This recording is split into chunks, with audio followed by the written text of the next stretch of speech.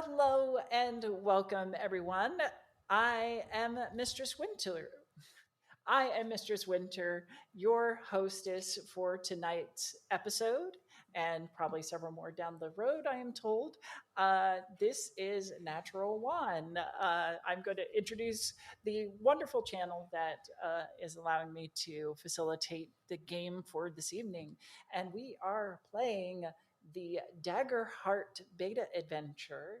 And I am so excited to dive into it already. I've played it before. It's a lot of fun. It's a really cool system. And it was a blast. And I know that my players are going to have a blast tonight. So let's go ahead and introduce them, starting with the usual host of the show, Natural One.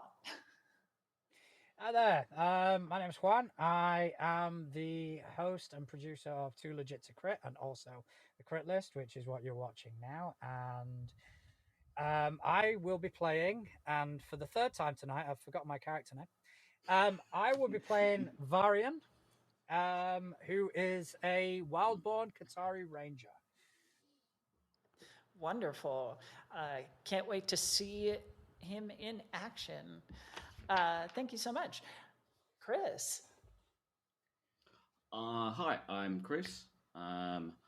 Unfortunately, I don't have titles as fancy as Juan. I'm just here. And tonight I'm going to be playing Garrick Reed, who's a human fighter sort of warrior. Wonderful. Oh, before we get too far, can we also get pronouns for each you and the characters? For Juan? Okay, so both myself and for my character, it's he, him. Perfect. Wonderful. And for Chris? Again, both exactly the same. He, him. Wonderful. And Rosalie. Hi, my name is Rosalie. Please feel free to call me Rosie for short, or any other nickname you might think of, as long as it's a nice nickname and not a mean one. I am a regular cast member on Tabletop Tailspinners, along with Mistress Winter. We're both cast members on Magnificence, which is a dark fantasy D&D 5e podcast. Also listen to All Our Faults, which I'm not on, but Winter is. I don't know where you are on the screen. I keep pointing where you are on my screen, but I know it might be different. I'm also regularly on Game Master Monday. Currently, I am in the Twisted Fates Twitch channel's Candela Obscura campaign. I am in Chapter 2, The Scarlet Letter with the Circle of the Sunstone Charter, so check that out as well. Absolutely. Like, just huge list of projects and accolades. You are very prolific, and it's awesome. Thank you. Did you introduce who you're playing? I did not. I forgot to. I am playing Kari Nix. Also, she, her pronouns for her as well. She is a Ridgeborn, which means she's from the mountains, if you don't know the fancy Daggerheart background names. Giant, and a stalwart guardian. Ooh. I will say that Kari was the character that I played when I ran through the adventure, and I loved the character. So it's been a long time since I played a traditional tanky character, rather than a wizard that somehow is a tank through spellcasting. So right, yeah, as you do on Magnificence. Awesome, fantastic. And last but absolutely not least, Peachie. Hi, I'm Peachie, she, her, and I'm just I don't have any fancy names for anything either, or that I am in. I'm just a tabletop enthusiast. I like roleplay games, and trying new roleplay games and systems I think is very exciting. I draw a lot of art, so Peachie draws art, Peachie with an IE, if you want to see what I'm up to. And I'm going to be playing Marlowe Fairwind, who is a lore-born elf sorcerer, and it seems a little bit like this adventure is just her deciding to be everyone's problem. So, yeah. Making her problems everybody else's. Yeah. She has a problem, and now it's everyone's, because we share in this society. Absolutely. That's fantastic. Well, thank you. I am glad you are all here. And yes, as Rosalie mentioned, as Mistress Winter, I am also primarily with the Tabletop Tailspinners Network. I am the storyteller for All Our Faults, amazing Monster Hearts 2 podcast, and I play Suda and Naime in Magnificence, the 5e podcast. Spoilers, Winter. That's not going to be out yet. If they've been listening, it's in the prologue monologues. This is like the second episode. For reference, the in character party all just found out 6 months into recording.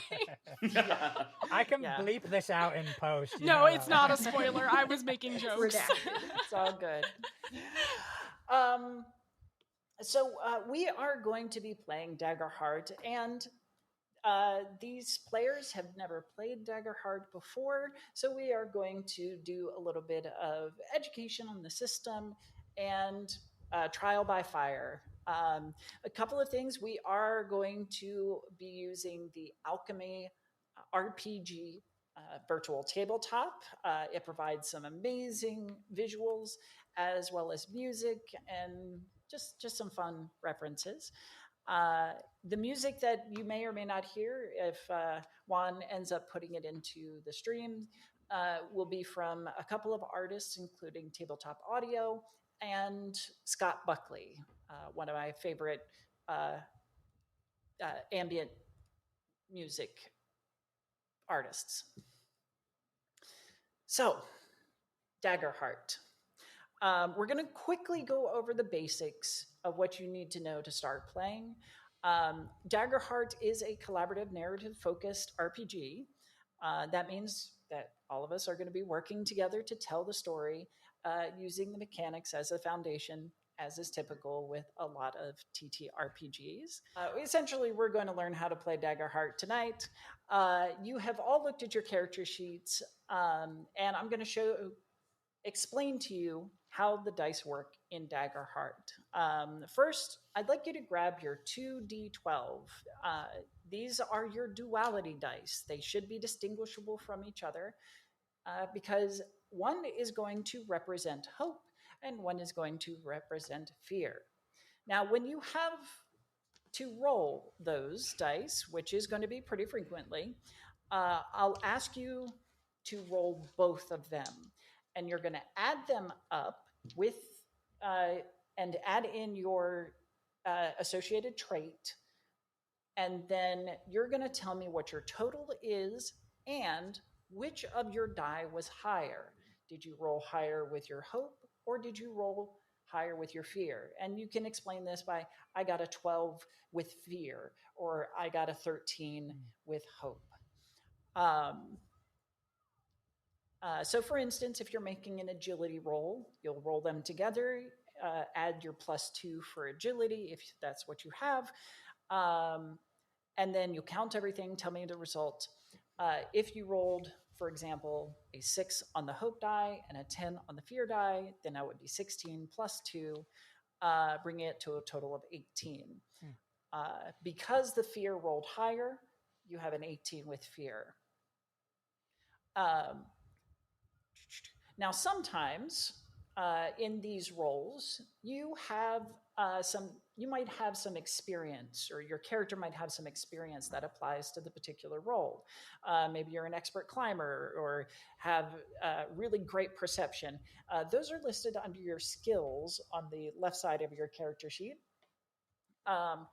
If you think that your experience could apply to a role, you simply need to declare it, explain how your experience works with this role, and you can add that bonus as well. It won't affect whether the hope or the fear wins out, but you might still succeed. And then finally, let's talk about spellcast rolls. Those action rolls are used using your spellcast trait, which will be on your foundation card if you're a spellcaster. For example, Marlowe, you have spellcast trait is instinct, so that will be your primary trait whenever you're spellcasting. So it's to draw the D&D term. It's like being a charisma-based caster or a wisdom-based caster. Exactly. Mm-hmm. Got it. Yes. All right. let's talk about how the roles will apply. So often, I'll set a difficulty for the role based on the situation, and your goal is to meet or beat that number. If an ability or a spell has a number already with it in parentheses, so at the end of like spellcast, it'll have like parentheses and a number. That number is what you have to meet or beat in order to succeed. If you succeed, whatever the roll, then whatever you wanted happens. If you don't, then you fail and something new happens. This is a system in which failure does not mean the story stops. It just means that it changes. So we're going to find a way that that failure moves the story forward instead of having you sit there and try to pick a lock for an hour, not making any progress. If you get a success with hope, this means that you accomplish your goal and all is well. You can continue the scene and you gain a hope. So mark that in your hope bar and make sure you track those because you can spend those for features. If you roll a success with fear, you still succeed, but there's a bit of a complication or a consequence that might pop up. And I might get to make what we call a GM move. That means that I'm going to change the story. I might have an encounter pop up. Something might happen. But in no way will I undermine what your success was. So if you picked a lock, you still picked the lock, but maybe there was an alarm attached to it. And as soon as the door opens, the alarm sounds. If you roll a failure with hope, then you don't get what you wanted, but they didn't go terribly bad. I'll make a move in line with the fiction, and then we'll just keep moving on. If you roll with fear, or a failure with fear, then the situation goes really badly. I get to make a move, and I might raise the stakes to heighten the dramatic tension. And then finally, the best for last, if you ever roll two of the same number, no matter if you succeed or fail, that is a critical success. So you roll 2 ones, that is a critical success.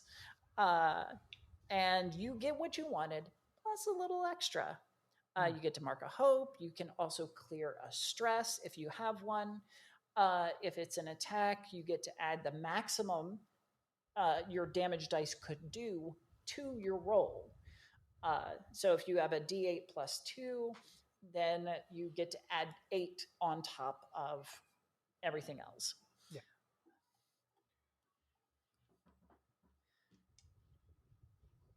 All right. Combat. We're going to talk about it very quickly. When you want to attack a target, you ask me if it's in range, and I will let you know if you're close enough to attack it if you're using melee, or if it's within your ranged weapon range. If you succeed against them, then you roll your damage. If something is attacking you, you're going to compare it to your evasion. Your evasion number is in the top left next to your traits. If it meets or beats your evasion, then you get hit. Now your armor can reduce the amount of incoming damage. You can declare that your armor is going to take the hit. You mark a little box next to the armor because armor will wear out if it's used in this manner. And then you compare the final damage result to your damage threshold, which is right below that. The damage threshold, if it fails to even go over your minimum or your minor damage threshold, it does nothing. However, if it goes even 1 point over the minor you take 1 hit point damage. If it goes over the major, then you take 2, I believe, and severe is 3. And if you max out in your hit points, that means that you have to make a die or death decision, essentially. And we can go over those later if need be.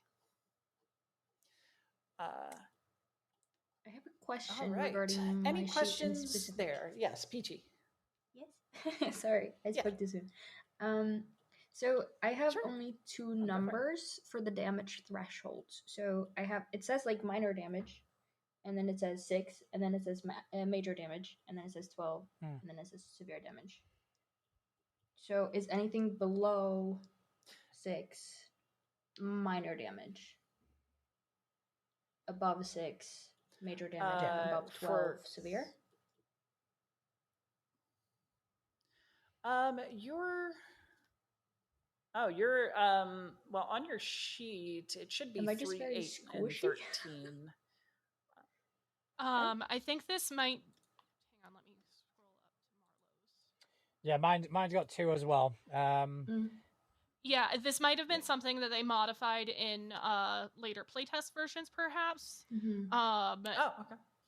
So for Marlowe, anything less than 6 would be minor damage. 6 to 11 would be major, and 12 and up would be severe. So just extra squishy, I guess. Yeah, maybe I've got an older version. Yeah. Okay. We are playing, I think, version 1.5 is what we've got. Everything I probably have like moves. 1.4 or something like that. I don't know.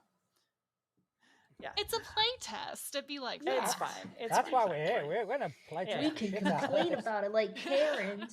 So I'm sorry, Peachy. Did I answer your question or did I not? Yes, you did. Okay. I have a question about I have the Unstoppable class feature, and when that's active, I can increase my armor score by my proficiency. Yes. So, what is my proficiency? I'm not seeing it on my character sheet here. Believe it is above your weapon. Just 1. Okay, cool. Thank you. Yep. That was all. Mm-hmm. Yep. No worries. All right. I have a question about mine. Yes. With experience. Now, I've got a couple of experiences, affable and hit them hard, yet I cannot seem to know when. There's no explanation of when they would apply. That is really up to you. Okay. So if you're performing an action where you think that those would apply or one of those might apply, then you can make the case for it. Okay. Yeah. One of mine is Royal Mage, and that's obviously always for instance, relevant. I think like with I think it's a really cool mechanic. I think experiences is a really cool mechanic. Though I think I'm trying to remember. I think I'm good. All right. Any questions so far? Other questions? No, I'm good. I'll be asking questions. I am sure once we get started, be like, I'm sorry, but. Oh, sure. Sorry, Yeah, what was my no name worries. again? Yeah, that is. Oh, It feels until we get into combat, things are pretty straightforward. I think. I'll make them complicated. Don't you worry. though I They're did want to go straightforward as we allow over. them to be. Yeah, whether they're straightforward or not, it makes a difference because I'm not going to get it sometimes. Yeah. I did want to go over what you can do with hope, if I can find. I do have another question, actually. I can go. I have it right in front of me, Winter. If you want. Oh yeah, go for it. You may spend hope to use your experiences, which all of us have different experiences. So you do have to have a hope to spend to use your experiences. I thought I remembered that, but yeah. Or I believe we each have a unique class ability that we can use with our hope. Mine, for example, is Guardian's Hope. where I can recover some armor points, or you can use it to help an ally by letting them roll a d6 along with their hope and fear die to add to that roll. And you. all of us, I appreciate believe, should start with 2 hope marked. Yeah, and you should have some trackers in alchemy. If you don't, if you go under trackers on the bottom right, you can enter it in, use pips to be able to track that, or Ooh, that's track handy. it however you want.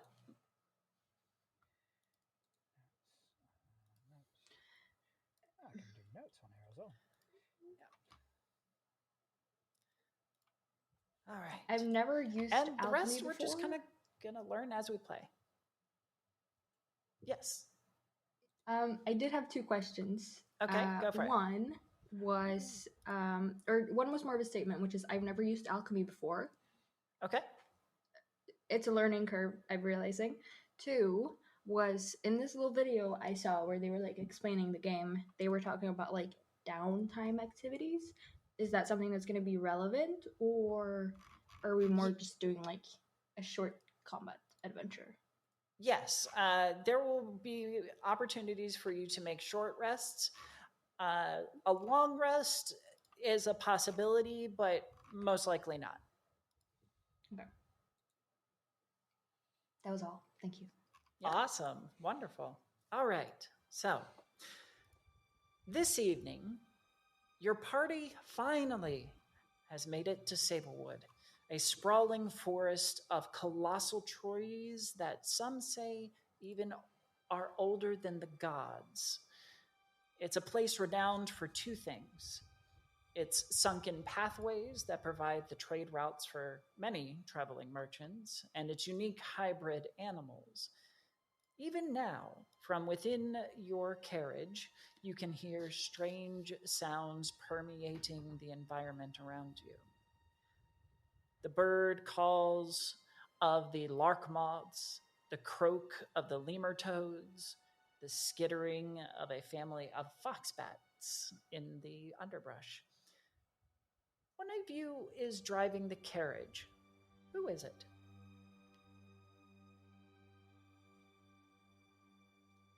All right, Varian. I will offer myself as tribute.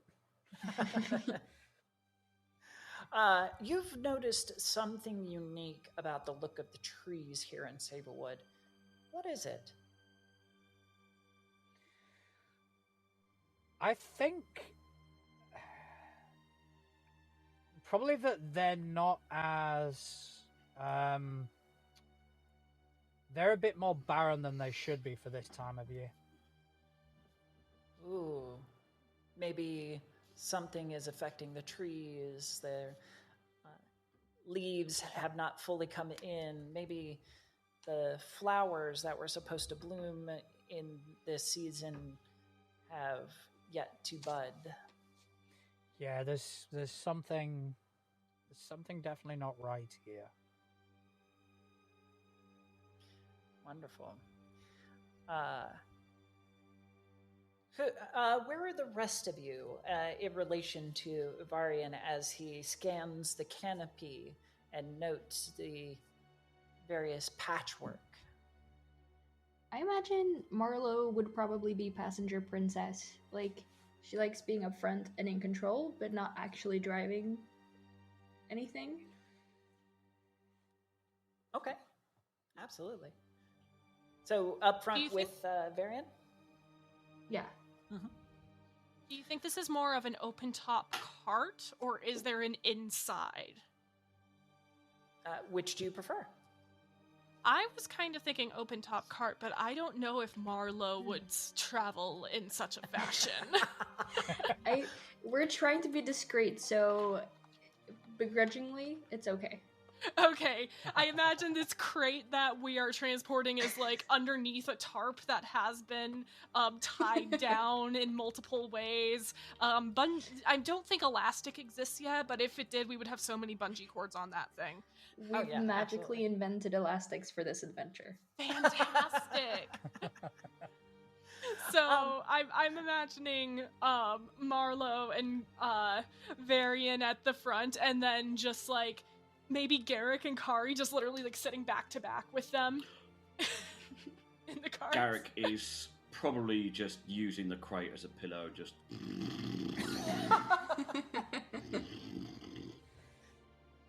I have found a leaf that I have kind of put on top of his mouth to see how before he exhales. This is actually a good opportunity to describe your characters. Let's start with our driver, Varian, if you would not mind describing yourself for the audience. Okay, so Varian is Qatari, so he is a cat, a humanoid feline. I think some of his ancestry lean more towards the humanoid. He definitely does not. He leans more towards the feline side of things. So he's got very cat-like features. Almost lion-like. He's got like a very quite a thick golden fur. He's got very sort of deep emerald-colored eyes. Quite slim but toned. He's not wearing the clothes he's wearing are very functional. You know, he doesn't go into extravagance in any way, shape, or form. Sure. Wonderful. How about Marlo? Marlo is the opposite. She's very lavishly decorated. Not like excessively, but you can still very much tell that she is very proper, and she's a member of the royal court. She's not like a queen or anything, but she's the right hand to the king. She's an elf, so she's got she's very proud of being an elf, so to speak. So she's like the stereotypical noble elf with extra pizzazz. A little chunkier, very magical. She tries to put on a very stern face, but if you have any sort of like empathy in your being, you can tell that there's a lot of internal fires in her body. Interesting. That's a lovely visual, or at least very unique visual. Flames on the side of my face. I would love it if people get that reference. Anyway, thank you. How about Kari? Kari, as a giant, has at least 2 feet on whoever is the next tallest member of the party. Very broad shoulders. She does wear chainmail. Her clothing and armor are well made, but not ornate. Very sturdy, very well cared for. Not the newest and not the most fashionable. Not a ton of jewelry or anything. She does have her hair tied back in one long braid down her back. Very dark hair. Goodness me. Sorry, that threw me off. Emergency personnel go by. Oh dear, oh my gosh. She's so hot, they're coming for her. The illustration does have one eye, but that bothers me as an optician. She does have 2 eyes because otherwise she wouldn't have depth perception, and that would be an issue when you have as long of arms as she does. You know what? This is, we're playing for fun, so you can make her whatever you'd like. Yeah, I think Wonderful. In her bearing and nature, she doesn't seem overly stern or grumpy or anything like that, but she's also not super chipper. She just has kind of a calm, accepting presence, I think is how I would put it. She doesn't seem overly intimidating until you realize how much bigger she is than everybody next to her, and then maybe Right. a little. Also, the axe on the back, very intimidating. But if you ignore that, Yeah, She's yeah. far just away, and you're like, yeah, That's fine. And then she comes closer and just keeps getting bigger. I'm like, oh, surely. I crush you. Who is that average-sized human in the background? And last Oh, no. but not least, our wonderful Garrick, who is snoozing away in the back of the cart. Exactly. Garrick's a human, sort of average height, shaggy, unkempt hair, wearing armor and clothing that, again, are quite well made, but worn. They have seen a lot of things. Brandishing a longsword, and yeah, just lying in the back, taking a time when he can, I believe. Wonderful. So the cart rumbles forward, pulling itself over large stones and very rough road terrain. While these roads are used fairly frequently, they are unfinished, and there's deep grooves from heavier wagons that have passed before. As your steeds pull the carriage around a particularly tight corner, one wheel coming off the ground for just a moment, maybe unsettling everyone and briefly waking Garrick from his slumber. Sorry. I warned you. And I'll nudge Marlowe slightly. Just be careful. Sorry, it was not my fault. Where does leaf come from? It's fine. We're in a wood. As you come around the corner, you see an overturned merchant's cart laying sideways on the path before you, blocking your progression. A scattering of fruits and vegetables litter the trail. What would you like to do? So I'll slow down with the cart. And there is no way around. It is firmly blocking your progression. You will have to at least shove it to the side to be able to make progress. Okay, so Is it just me or does this seem like a trap? I was just thinking the same thing.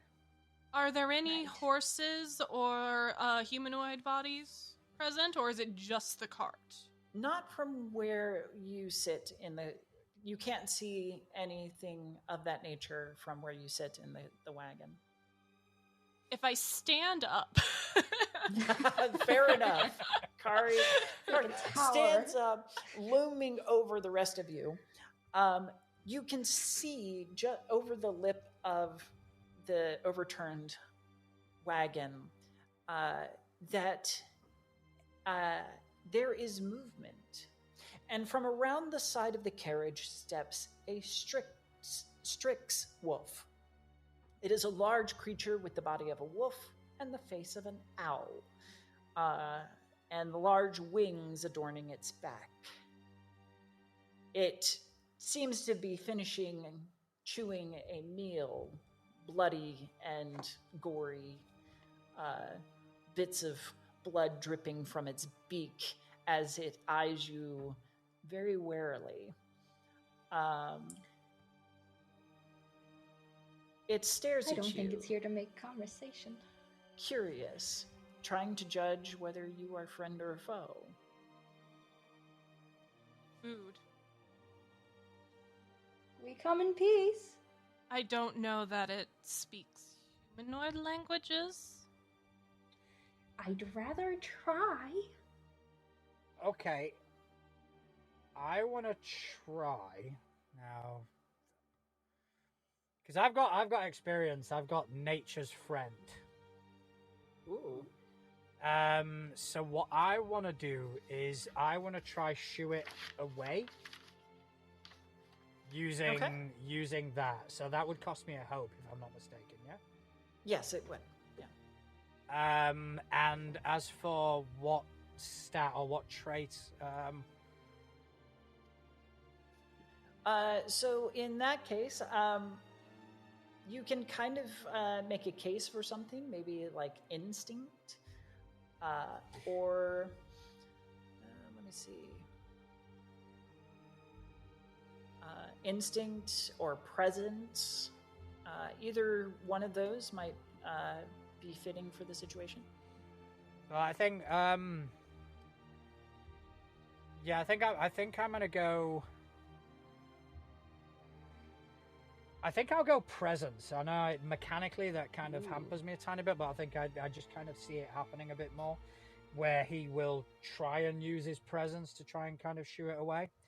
Okay. So that, using the point of hope, that gives me a +1. All right. Okay, here we go. All right. Okay, so I got a 19 with fear. Wow.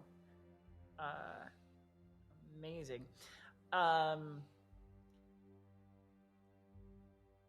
So,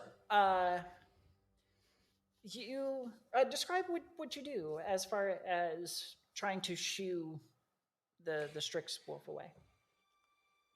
So what he'll probably do is he'll probably stand up on the, like, from where he's sitting, and he'll try make himself look bigger and, you know, probably roar at this thing. Ooh. Okay. You puff up, make yourself bigger, Yeah. let out a ferocious roar, and as you do, the Strix wolf gets her hackles up and but slinks back. Simultaneously, further movement catches your eye as two small pups scatter and skitter behind their mother for protection. The mother howls as if calling to another Strix wolf among the trees. You know you might not be alone for long. See, that wasn't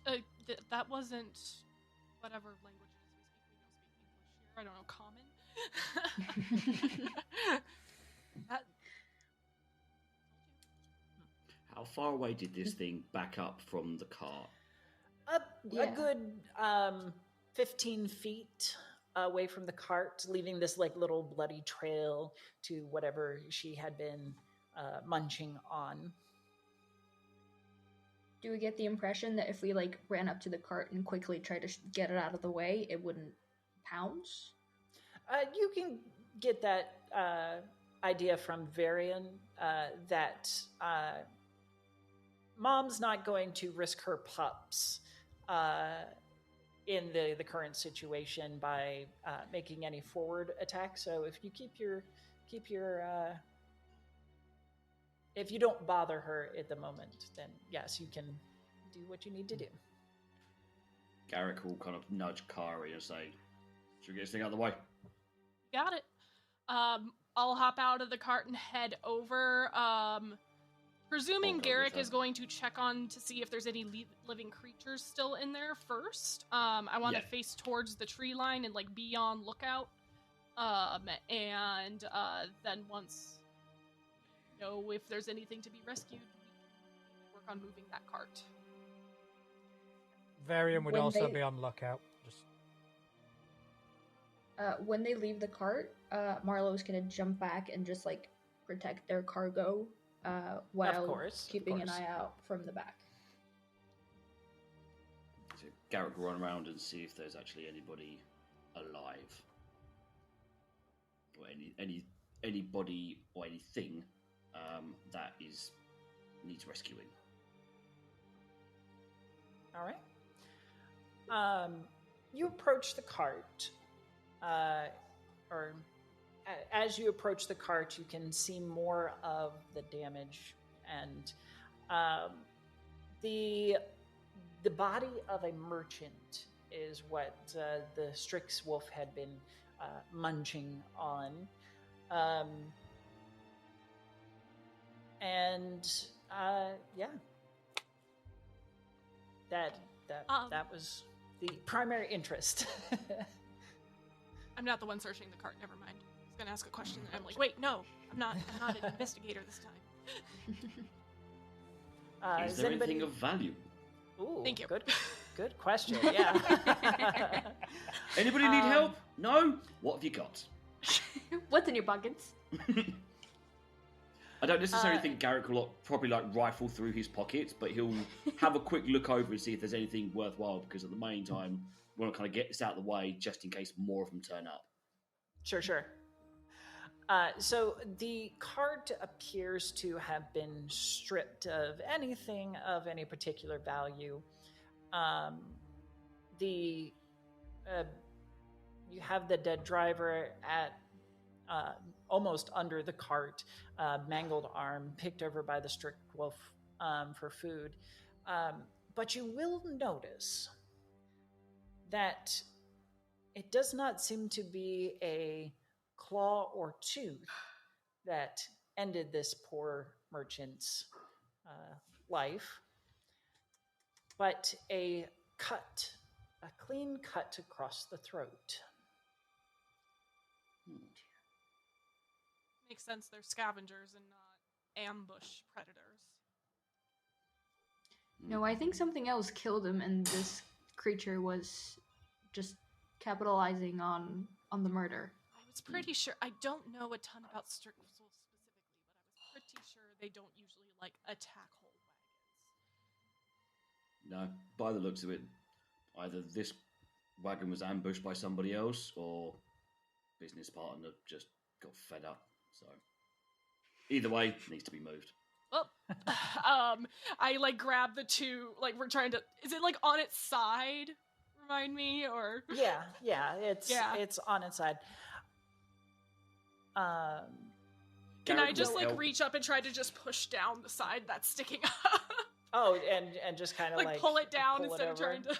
Yeah, yeah, absolutely.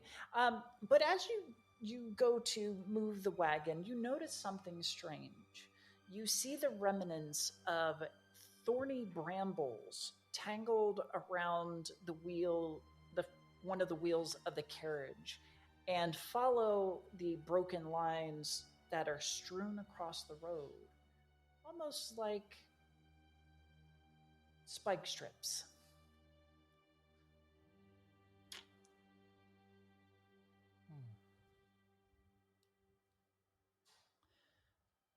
Garrick will turn around to Varian and sort of look at him and look around and say, I'm pretty sure this was an ambush.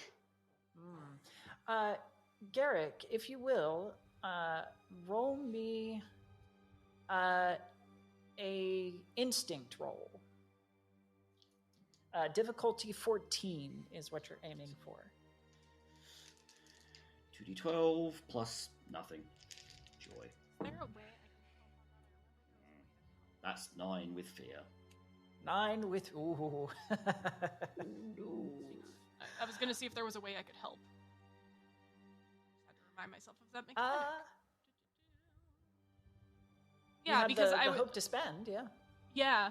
I will spend a hope to help with that, as I am also looking out, trying to figure out.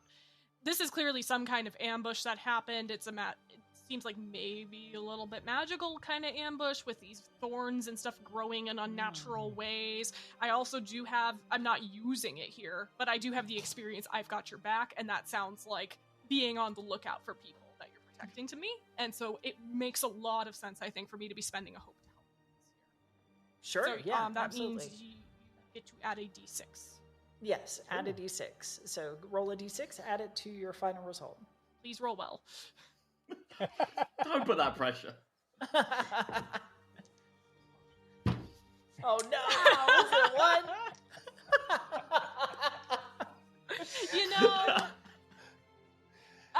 back, but you got your front, man. Yeah. Can't be concerned with all of you. In a whirlwind. It's tiring. I've gone round. I've looked at the car. I've looked at this. I'm now on the lookout for everything. I know. You need your nap time, and it got interrupted. I know. You're so drowsy. In a whirlwind of cracking branches and unsheathed blades, a group of 4 thistle folk jump out from the brush alongside the road. The overturned cart was an ambush. They stand before you, weapons drawn, blocking the road. This is where we're going to initiate the action tracker, and we're going to set up our first combat. And they will act first, thanks to that failure. It happens to the best of us. It really does. Now, thistlefolk are small, humanoid, frog-like people. And to give you a bit of, let's see, they take up residence in the place where nobody else dares, within the thickest, thorniest brambles of Sablewood. Because the only thistlefolk who emerge from the seclusion of their hidden villages are often thieves coming out to steal goods from unwitting travelers or sleeping merchants, they have received a reputation for being a syndicate of criminals. In actuality, most of the thistlefolk are quite docile and vulnerable. But these are the former, not the latter. All right, so let's see if we can get stuff going here. So I'm new to using alchemy for a game, so I'm still trying to figure out some stuff, but there should be a way to like initiatives and stuff like that.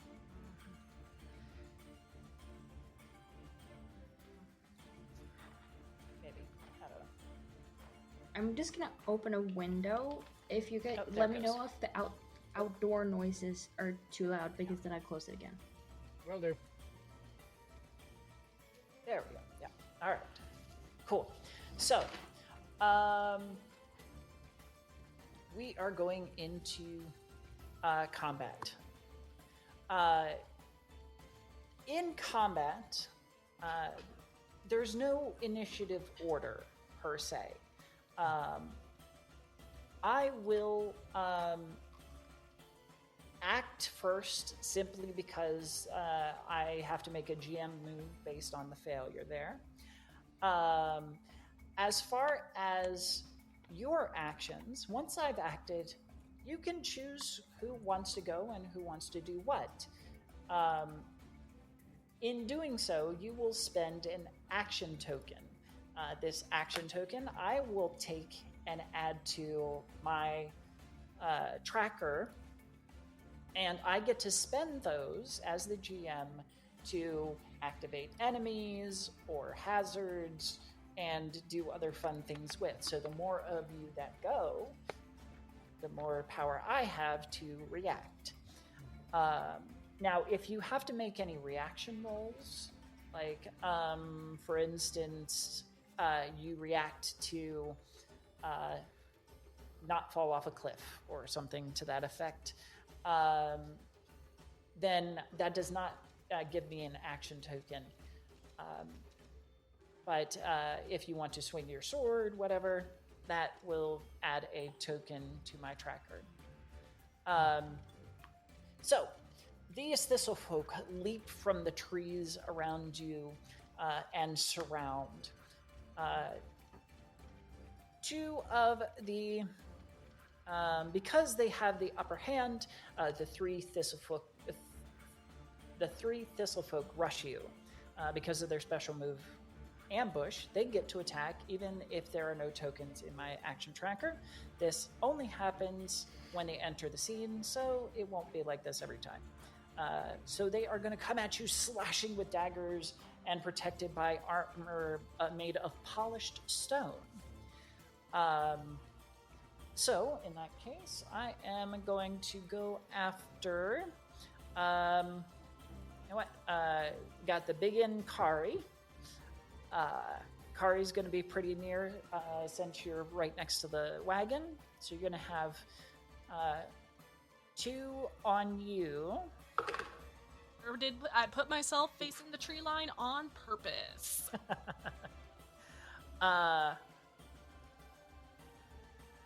Does a what is your evasion? My evasion is 7. 7. All right. That guy Rosie join actors. Okay. The first one does hit you for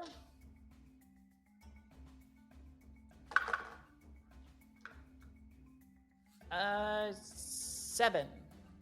Okay. My armor is 5. Okay. And my lowest damage threshold is 9. So it would be minor damage. But what does that 5 armor number do? So the 5 armor will reduce the damage by 5. Okay. But you will have to mark a box because armor may break if it's used too much. Okay, so I that's okay, cool. There's a lot of numbers in combat for this game. Yeah. And then whatever goes over your minor threshold. You know what? It wouldn't matter if I used the armor to reduce that number because it would still, and my threshold, it would still be, it wouldn't reduce it to 0. So I'm going to go ahead and take that one hit. Okay, all right. That works. And the second one, I do not believe a 6 will hit you, correct? No, my evasion is 7. Perfect. So the second one makes a wild slash trying to follow up his buddy and does not hit you. All right. The third one, however, is going after Garrick and will close the distance. Does a 10 hit you? Hit your evasion? Hits me on the nose. All right. That is 12. Ooh. What amount of damage is that for you, Eric? That'd be major. I will go ahead and use my I am your shield. I'm gonna mark a stress in order to take that hit for him. Very nice. Love it. Teamwork. And I will burn an armor to bring that 12 down to a 11 so that it is minor. All right. Perfect. Wonderful. Oh, I also get to reduce 12 minus. Yeah, okay. Doesn't matter. All right.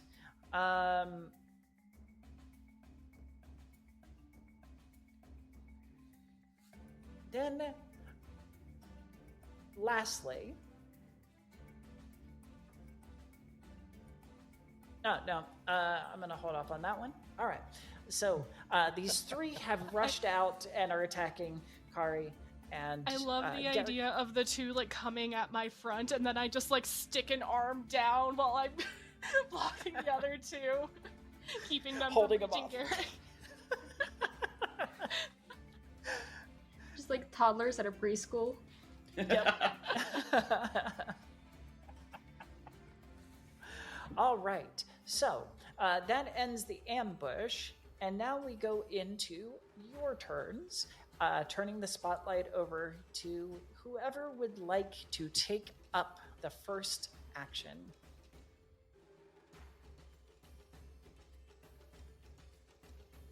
I'll do it. Let's go, Varian! Yeah. All right, so Varian, obviously, these things kind of surprised him as well. So what he's going to do, he's just going to go ahead and take a shot at one of them. Probably one of the ones that started attacking Kari. Okay. Garrick's fine. Okay, so what am I rolling? So you're going to roll 2d12 your plus 2d12 plus your weapon stat. my weapon stat with which it's agility. Ooh. I can do fun things with agility. All right, okay. All right, so yeah, taking a shot with agility.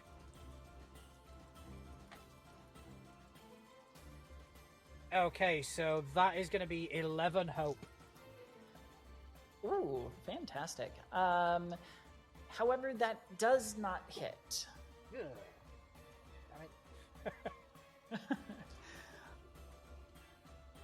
Damn it. I'll probably take the shot and just go, squirrely little fuckers. Now, does he still get to mark a hope even though that failed? No, not No, in that okay. case. Yeah. All right. Would you like to move or anything?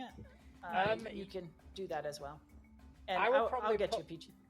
I'll probably get into a position a bit closer to Marlowe. As in, like, a protective... yeah, just to kind of protect her a tiny bit. Okay. Perfect. All right. Go ahead, Peachie. What you got? So it says that my staff has the reach far. How would I be able to reach these little things with that, or?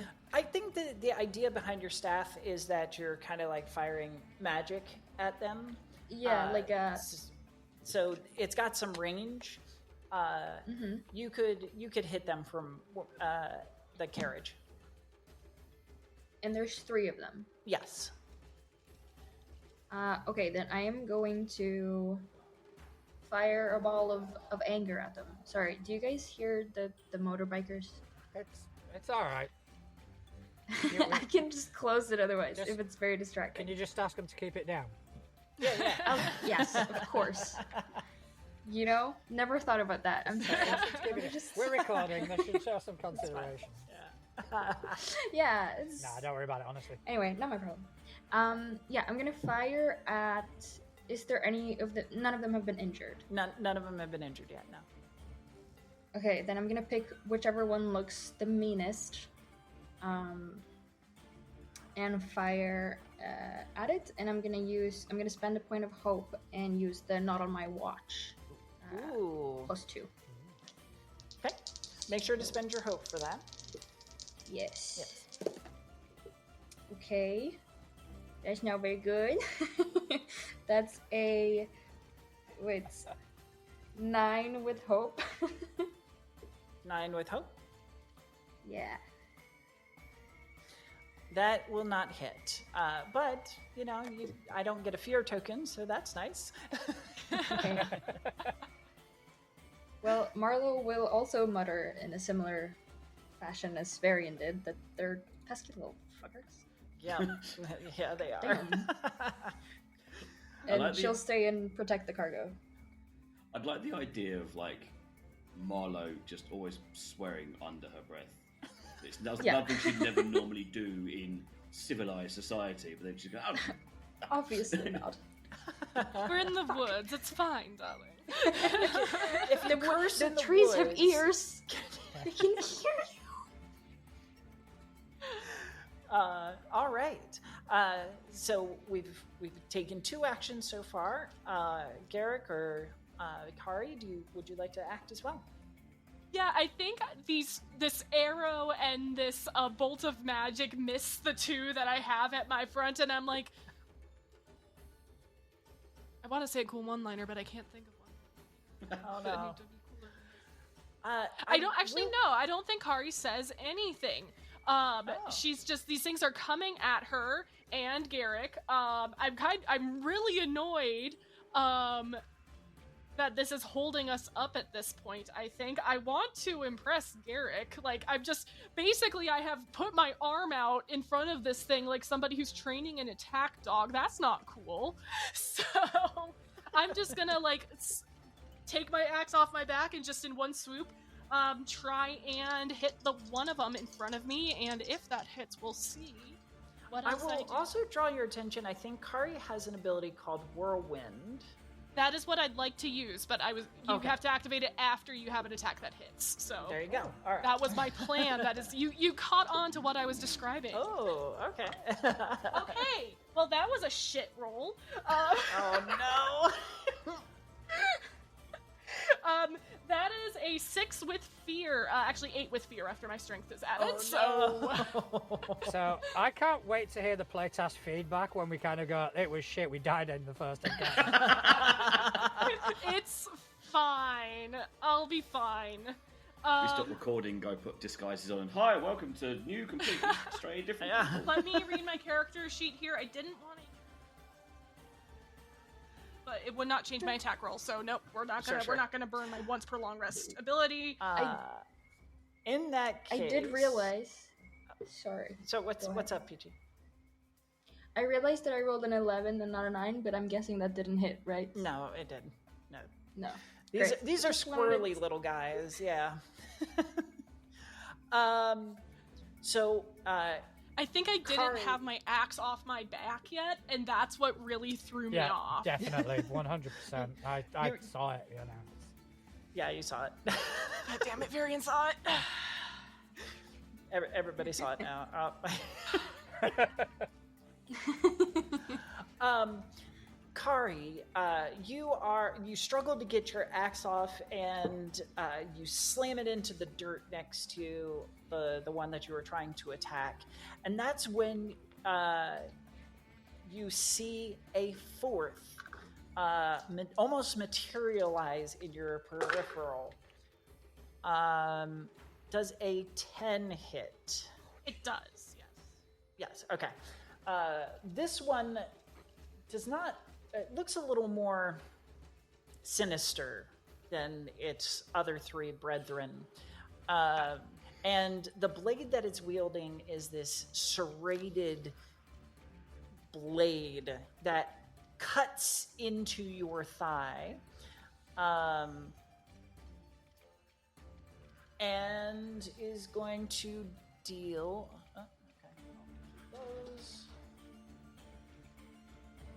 I don't like the sound of any of these words, actually. It's fine. I love being in danger out of character. I would love if she just said that out loud. I love being in danger. 10 damage? Yes. Okay, I'm gonna burn another armor to make that into 5 damage, which will be minor. Okay. At the same time, the little thistlefolk presses its little froggy hand against you, and there is this expulsion of magic that blasts you a step or two backwards and deals 6 magic damage. Okay. That's still minor for me. I'm not going to bother burning anything on it. Little fucking ankle biters. That will push you into a far range from all 4 of them? From all 4 of them, yes. Okay, cool. How many damage points have you taken? I have taken 4. I have 3 left. Okay, question. How do you heal someone? I think we covered that. So mostly through short rests and long rests. Gotcha.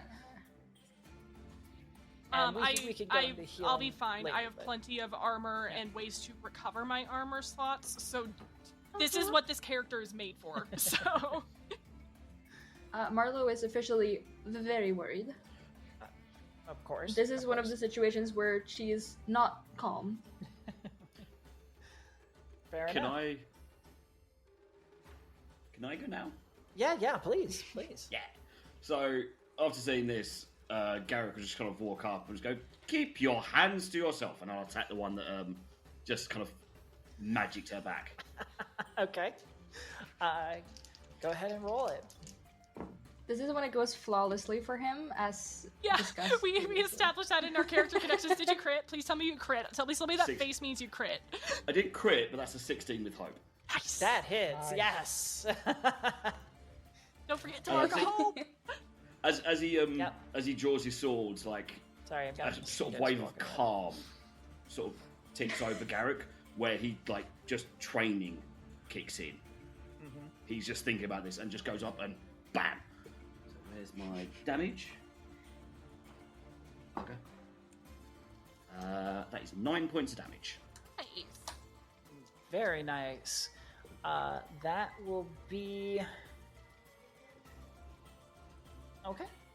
We've got that blow.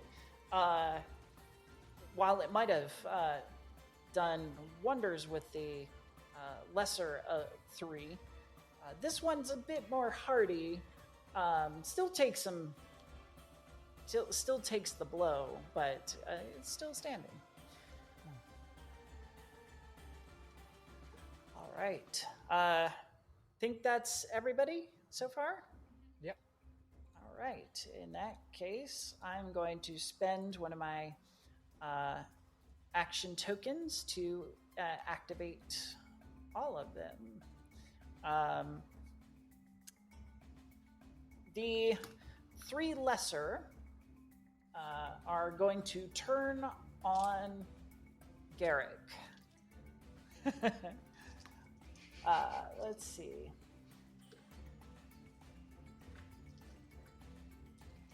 Garrick, if any of them are gonna hit your higher damage threshold, let me know. I think a 20 would hit you. Ah! Ouch! No. Please, But the damage is pretty low for cool. 4. That's fine. All right. I'm gonna mark off an armor for that, and I take nothing. The second one is also a 20 for 4 damage. Unfair. Rigged game. For the moment, I'll take an armor for that. Okay.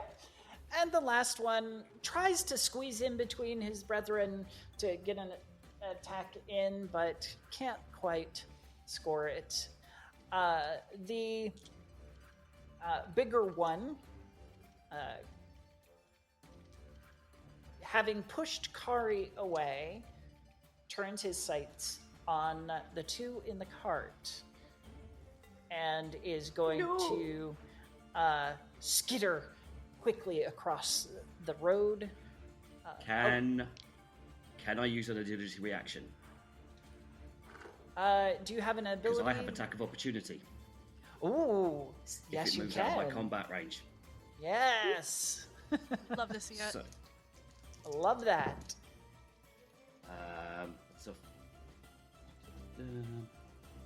That's a 14 with That bit. hits.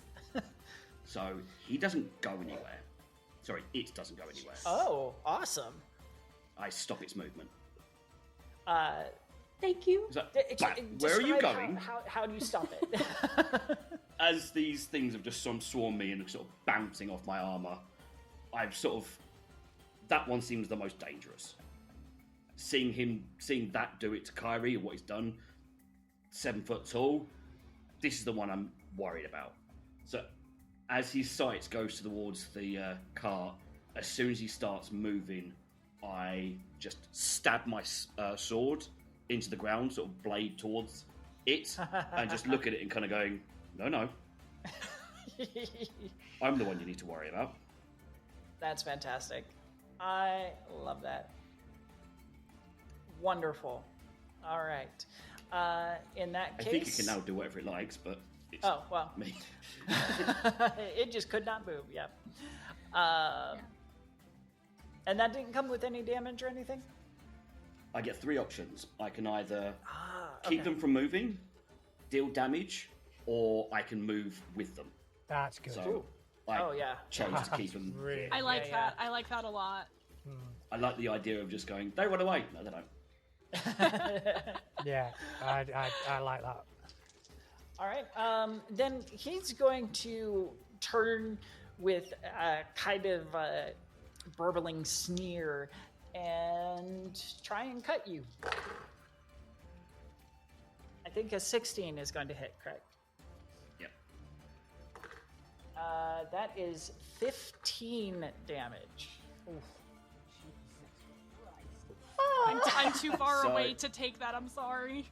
That's fine. I'm going to use an armor again, which will knock it down to only a major damage. So that's okay. Woof. All right. Back to you, folks. Question for distance purposes, I am now Sure. far from, was it Thornborn? Yes. Yeah. Okay. I am now Thistlefoot, far yeah. from them. What distance Yeah. am I from Varian and Marlowe now? Are they very close or closer? Yeah. You were Okay. pushed back toward the carriage. Okay, I think for the time being, I am just going to stance up in front of them, assuming that some of the little guys will try and swarm towards us and not just stay on Garrick. Okay. And when they Alright. come to me, that is when I will take an action. Perfect. I won't take an action token for that yet. Yeah. I want to use a spell, Okay. Perfect. but I have 2 questions Sure. about the usage of this spell. So I want to unleash chaos. Yes. I'm gonna read the Just- description. The name, I love it. Yes. It says, at the beginning of a session, place a number of tokens equal to your spellcast trait on this card. I can't find my spellcast trait. Your spellcast trait Um, is instinct, so you have 2. Instinct. Okay, Yeah. so 2. Great. And then, as far as the spell itself, it is you can make a spellcast roll against a target within far range and spend any number of tokens to channel raw energy from within yourself and unleash against them. On a success, roll a d10 equal to the tokens you spent. Yes. Smart distress. Mhm. So yeah, the angry one, the ugly one. the ugly one. I would like to unleash chaos upon it. Yes. Um, Absolutely. Do I have to decide how many I spend before I roll, or can I do that after?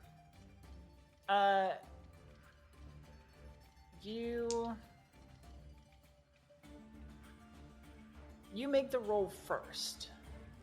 Okay. Come on. That's 2 12s. Holy Yes! shit! All of our bad luck was saving up all the luck for that roll. I charging think. up. That's I what she's think doing. that's She's how just- that works. Heck yeah. Yeah. So, It's karma. assuming that you're going to spend both tokens, Yeah. you get to add 10 to the total that you roll. So you're going to roll 2d10 plus 10. And plus your This plus your little instinct. bitch is going down. Sorry, that's not a 10, that's an 8. That's a 10. Okay. I'm gonna spend or mark a stress point and use my primordial origin to reroll any number of damage dice. I'm gonna Ooh. reroll my 1. Yes. Nice. That's better. 7 plus 6 is 13. plus 10. Yep. 23. Yeah. Woof. So please describe how much of a crater this guy is now. Marlo I has just think- had enough. Just not on my watch, okay? So I think she's getting frustrated. She knew this was a trap, so this trap is not gonna get her because she knew she's not having it. So it's a lot of emotional energy charged into this blast, and I think it just like, as much as it marks a pretty decent crater, I also think that like some of the brambles or like the little thorny things that they left are just like smoldering just a little. But she's calmer now. Okay. So wait, is it just this invisible force that none of us see? Just all of a sudden there's an explosion and a crater? No, I think like her quarter staff or like magic staff just like starts getting like a little bit hotter, and then it just like and it's just like when a little bit of a mushroom cloud. Like the tiniest place. Just a tiny nuclear explosion. Just a tiny one. Tiny. She literally nuked him. I love the fact that, as well, Garrick's sword is still stuck in the ground. So he just kind of looks at Kyrie like, what did I miss when I was asleep? I think always Garrett's been like missing the eyebrows. Yeah. They're singed. You Marlo should have just like seen, adjusts her hair. You should have seen some of the tantrums.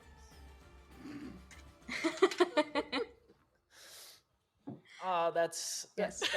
that's amazing. So, Oh, sorry. Yeah, go ahead.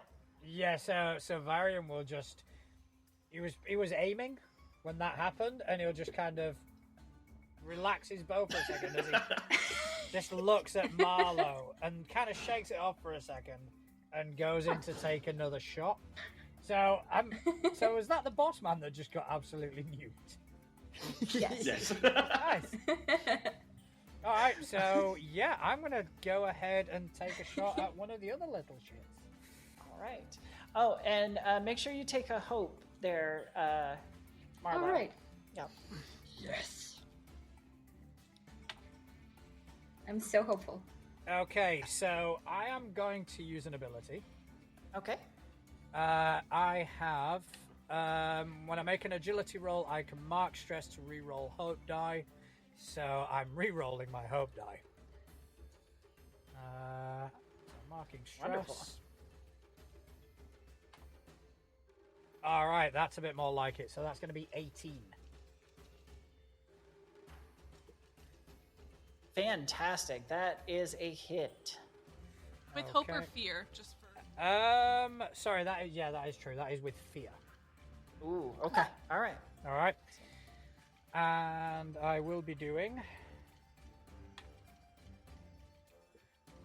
6 points of damage. All right. That. Let's see. 6 points of damage. You nearly pierce through this thistlefolk. Center mass. Deep wound. Not dead, but definitely will wish he was. Can I just say that the fear is because of Marlo?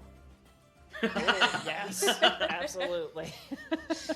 You're welcome. You know what? I think I will go back on what I said. Would it take like more action tokens or whatever for me to both move and take my action, or how does like movement?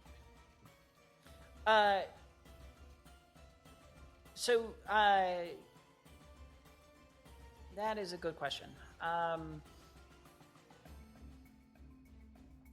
I would say that in this little test that you can move and attack if you'd like. Okay, cool. Because if one of them is seeming like they're pretty damaged, I'm gonna be like, oh, all right. I think Marlo has got this over here. Not going to let anybody get close to you. I'm gonna be all right. I'm gonna charge back in. I'm gonna go for one of the ones that has not been hit yet. They are all standing clustered enough that I'm gonna try and hopefully, if I don't roll like shit, use roll one. I'm sorry, Juan. Swearing? I never asked. I should have. Go asked. for it. Go for Okay, it. cool. Great. Fuck this guy. Also, Juan, you need to Exactly. press that you're still there. Otherwise, it's gonna kick you out of alchemy. Oh, yeah. Yeah, I need to That remember is to do that. much better. That is a 17 with. 17 hits. Okay, I am going to go ahead and spend that hope that I just gained to whirlwind, so that the other little buggers around this one are going to take half the amount of damage. That is going to be 8 damage and 4 to the ones that I didn't directly target. I'm sorry, can you repeat that?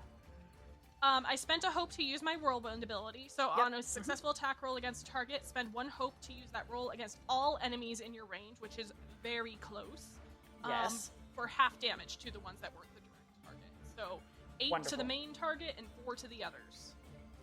All right. And who was your main target again? Was it the one? One of that the is already- undamaged ones. One of the undamaged. Perfect. Because your blade carves a path through one of the poor little thistlefolk, and your follow through cuts down the one that Varian had wounded, and gives the other one a nice clip across the head. And yeah, so you felled one. I'm imagining them having some kind of like leaf and thorn hair accessories or something, and I just like trim off the top of one of them. My angle was too high. Almost scalped them. Give them a little haircut. Yep. All right. Think that's all four of you, correct? I believe so. Garrick honestly, he had a reaction. Yeah, Garrick. Do you want to, that's or right. do you want Garrick, to not go give her ahead. that action Yeah. token? I'll see if I can finish one of them off. I think there's. Is it just Two there left. are two left? Two left, Yeah, there's I two believe, left. yeah. Yep. One is One heavily has been wounded. shot and cleaved. The Yeah. dust, and then. So that's a double 9. Nice. Yes! That is a crit. Lucky break, gain your hope, and you deal your max weapon damage plus whatever you roll.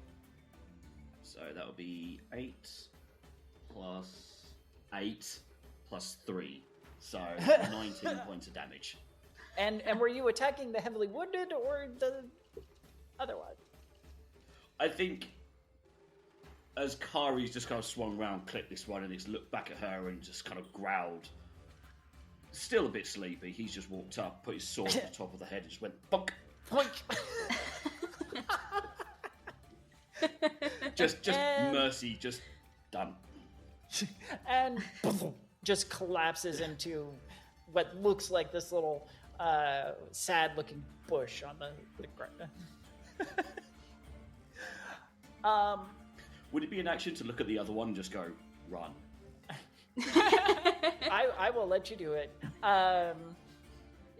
Because the final thistlefolk, heavily wounded, having watched his 3 fellows get nuked and cut down in rapid succession, is very much ready to call it quits.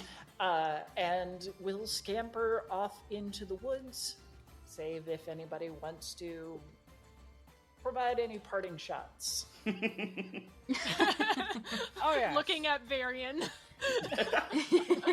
It's always nice to know. I now know where John is or Juan is on every single screen because everybody went. Everybody went. Oh yeah, Varian. What was it? How exactly was Varian's basic personality trait described? Would you please remind us one? I can. You know, thank you for asking me that. I will remind you. It is a shoot first, ask questions later approach. Yep. Any problem that can't be solved with a bow isn't a problem at all. No, not at all. So the whole moving a cart thing, it's not a problem. Anyway, so yeah, I am gonna take a shot at this thing. Yeah, let's do this. Okay, so that is... It's not going to be great, to be fair. That's only going to be an 8. With hope. 8 will not hit it. I reread, and yes, you do gain hope even for failures. So go ahead and take your hopes. But the thistlefolk is going to just for the sake of... I just want to just try. Just for the sake of expelling some more... Go for it. Stress. Dealing with personal issues, we get it. Just like, yeah, just a little. That's actually quite good. It's 17 with hope. That hits. Roll your damage. That's... Ooh. It's not great. It's 4 damage. It's still enough. These things are lightly armored. They can't take a lot. So what kind of resembles like a laser blast in like Star Wars, hitting someone in the back. I think like, ah!